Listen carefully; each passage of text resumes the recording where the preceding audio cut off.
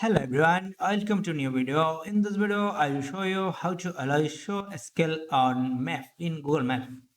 It's very useful, but it's very simple and easy. Before starting the tutorial, please subscribe our channel. Now let's start. First, open Google Map on your phone. Then tap on profile picture icon.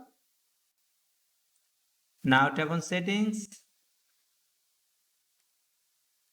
Scroll down and then tap on show scale on map. Here you can see two options when zooming in and out. By default, it's selected, but if you select this option, map show a scale when you zoom in and out. If you want to always show a scale on your map, then select always. See here how it's look. This is the scale option here.